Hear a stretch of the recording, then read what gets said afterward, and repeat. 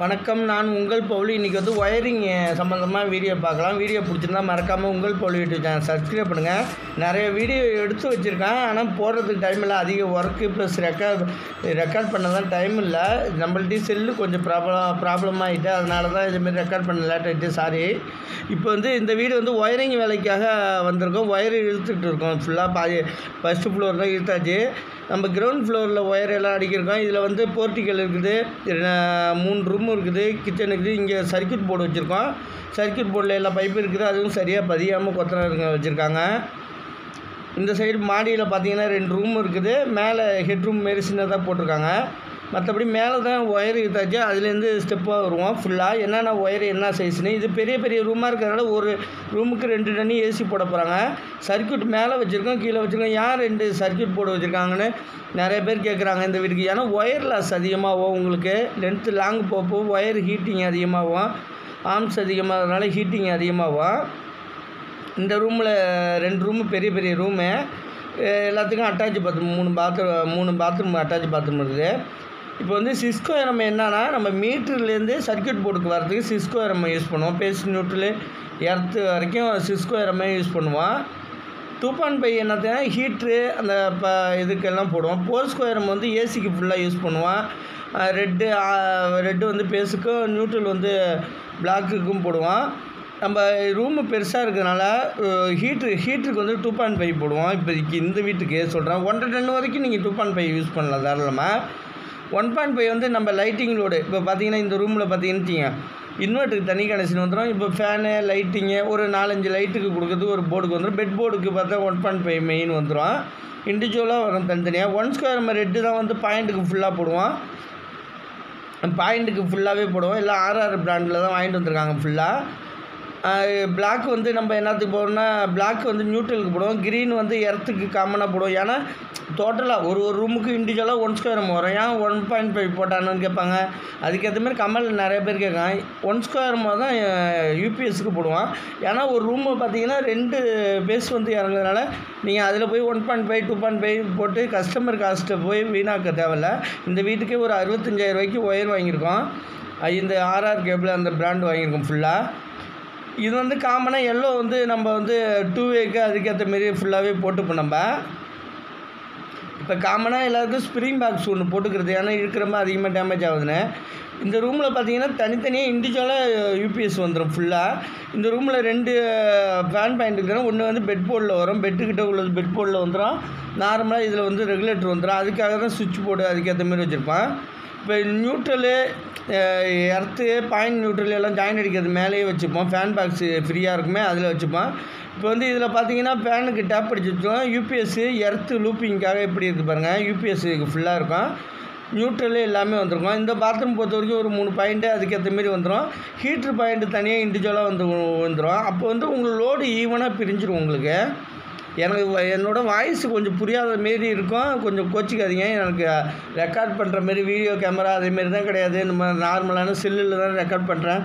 அதுக்கேற்ற மாரி தான் கொஞ்சம் குவாலிட்டி இருக்குது. கொஞ்சம் கோச்சிக்காமல் வீடியோ சப்போர்ட் பண்ணுங்கள் கொஞ்சம். இப்போ 2வே தான் ப்ளூ போட்டிருக்கேன் பாருங்கள்.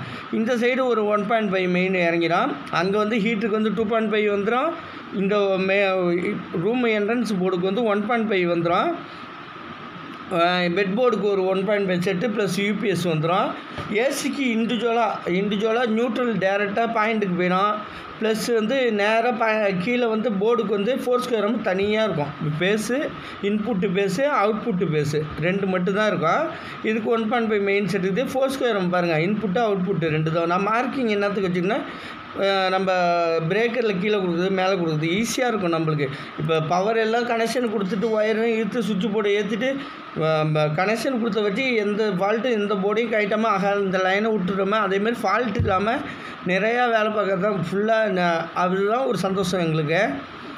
அதுக்கேற்ற மாரி மார்க் வச்சுப்போம். ஃபேன் பாயிண்ட்லேருந்து எல்லாமே மார்க் பண்ணிப்போம். நம்ம சுவிட்ச் போர்டை கைட்டுனா அவசியமே இருக்காது. சப்ளை கொடுத்தா அப்படியே சப்ளை கொடுத்தாச்சுப்பான்னு வந்துடலாம். நம்ம அதுக்கேற்ற மாரி ஃபினிஷிங்காக செஞ்சுருவோம். இப்போ இங்கே அயன் பாக்ஸுக்கு கேட்டாங்க, அதுக்கேற்ற மாரி 2.5 கொண்டு வந்து வச்சுருக்கோம். இங்கே ஒரு பாயிண்ட்டு, இங்கே பாயிண்ட்னா கேட்டிருக்காங்க கஸ்டமரு டோர் மாட்டின பிறகு ஒரு பாயிண்ட் மாற்றுவாங்க. அதுக்கேற்ற மாரி ஆல்ட்ரேஷன் பண்ணுறதுக்காக பாயிண்ட் வைக்கிறோம். கன்சீல் பண்ணுறதுக்கு என்னென்ன பாயிண்ட்டு பிளான் பண்ணி செஞ்சுட்டோன்னா இது ஈஸியான மெத்தடாக இருக்கும் நம்மளுக்கு. இப்போ இந்த ரூமை பிடிச்சிட்டு திரும்பி அந்த மாடிப்படிக்கு அந்த 2 வே சுவிட்சு அதுக்கேற்ற மாதிரி பாயிண்ட்டுகள் வச்சுருக்கோம். ஃபுல்லாக மாடியில் போகிறதுக்கு இது ஒரு பெரிய ரூமு.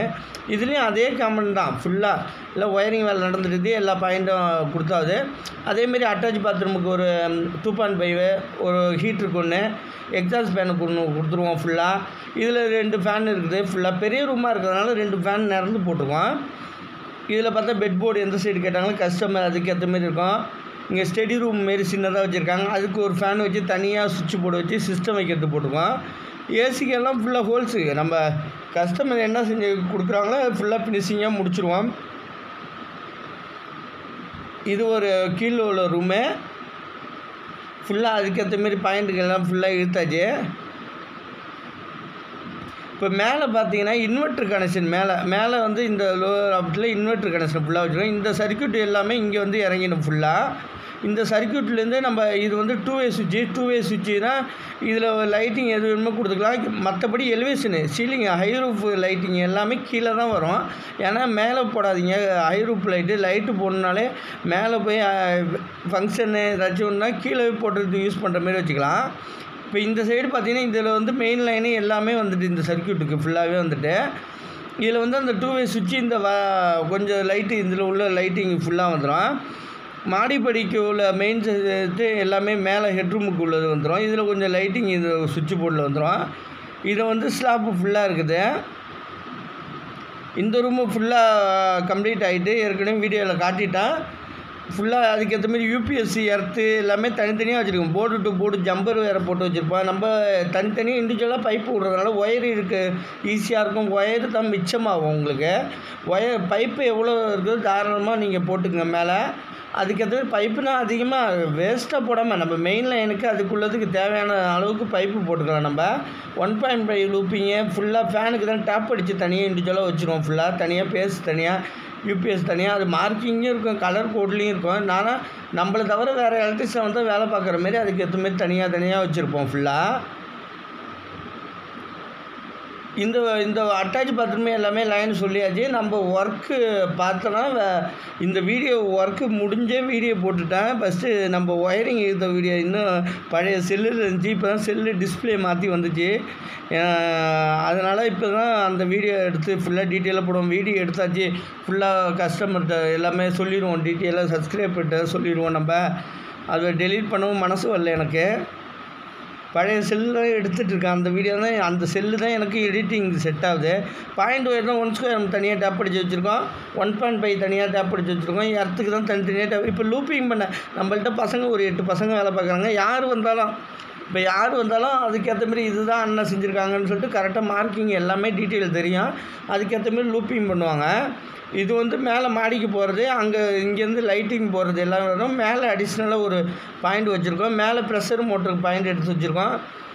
ப்ளஸ்ஸு ஃப்ளோட்டு சுவிட்சுக்கு பாயிண்ட் எடுத்து வச்சுருக்கோம் ஃபுல்லாக.